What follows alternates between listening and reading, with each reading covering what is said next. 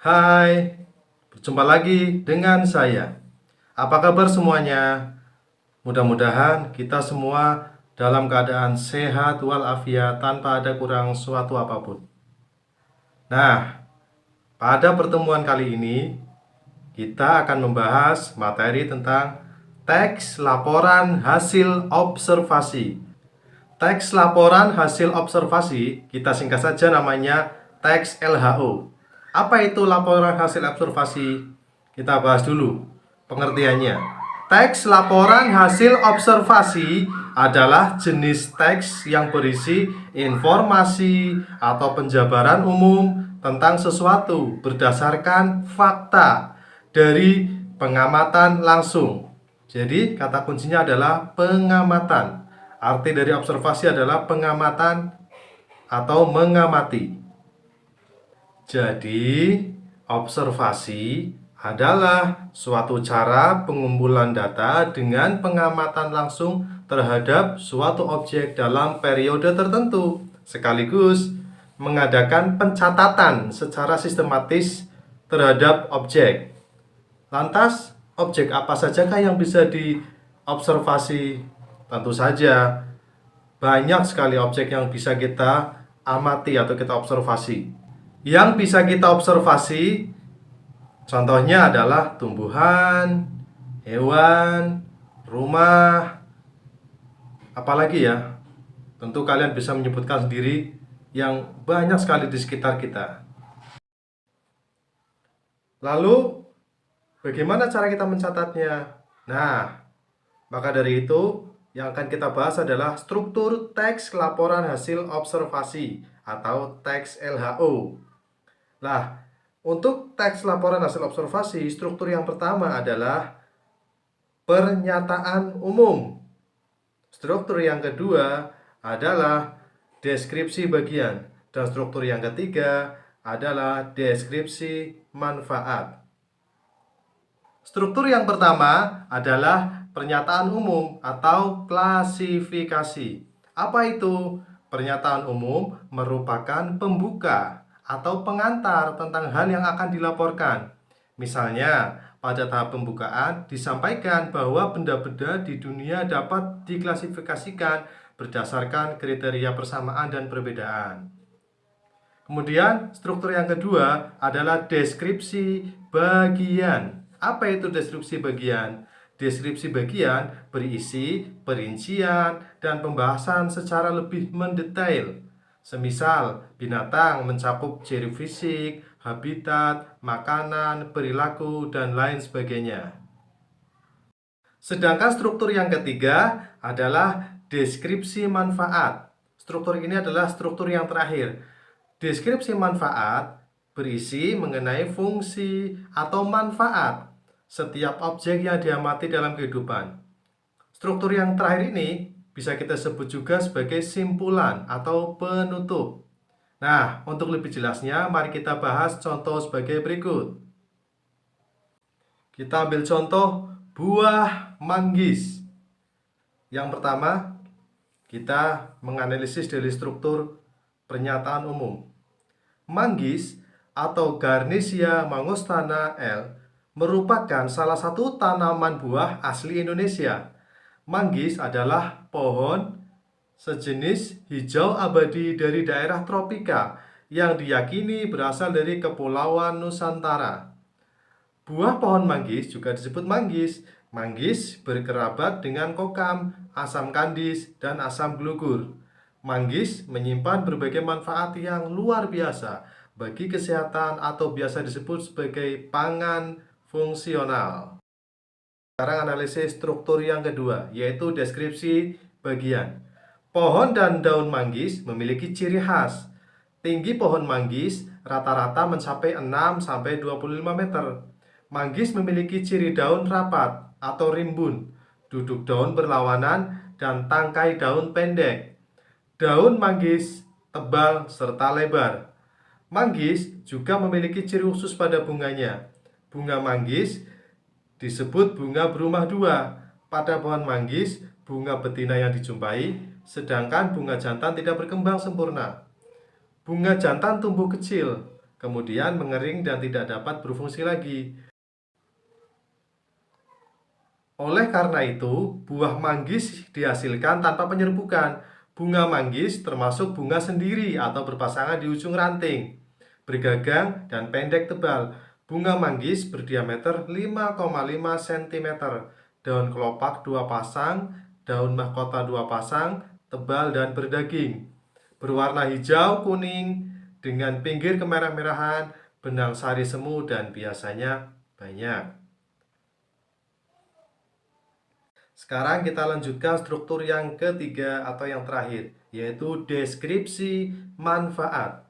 Buah manggis memiliki beberapa manfaat. Di kalangan masyarakat tradisional sendiri, buah manggis dipercaya bisa menyembuhkan beberapa penyakit seperti sariawan, disentri, amandel, abses, dengan kemampuan anti peradangan atau anti-inflamasi.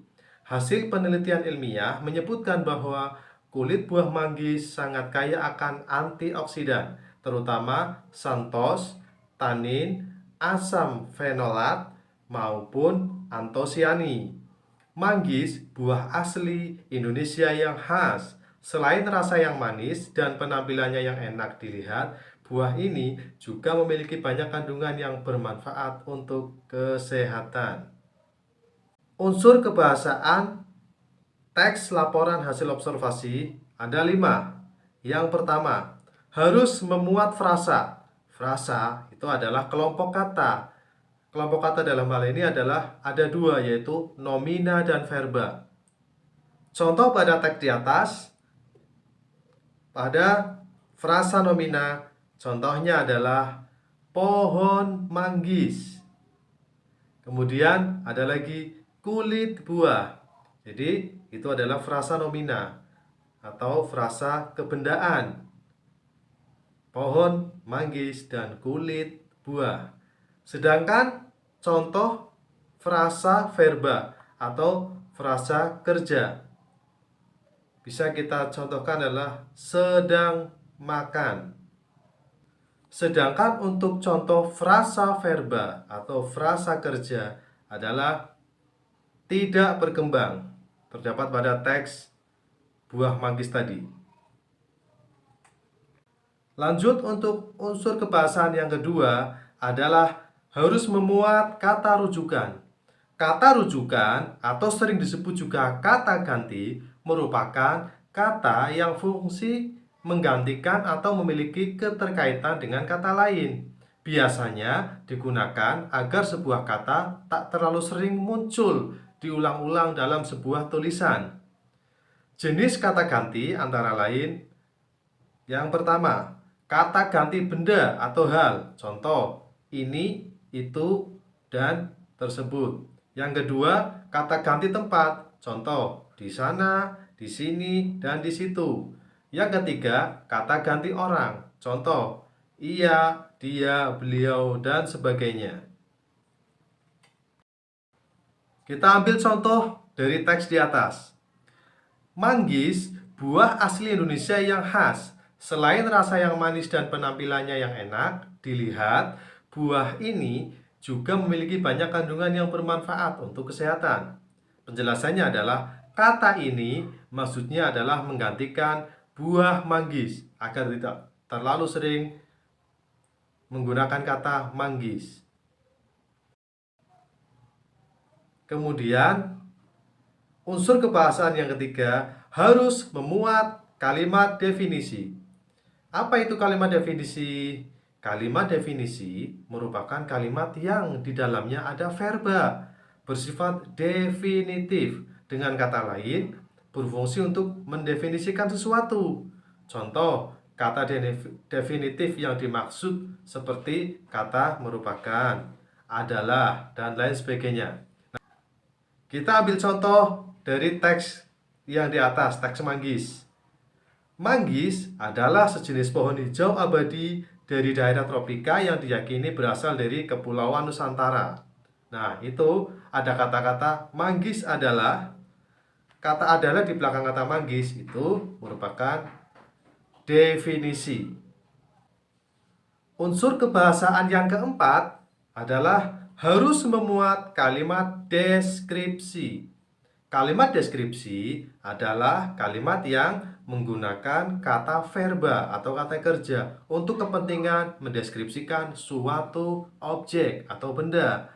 Contoh, pada pohon manggis, bunga betina yang dijumpai, sedangkan bunga jantan tidak berkembang sempurna. Kemudian, unsur kebahasaan yang kelima adalah harus memuat kata-kata istilah.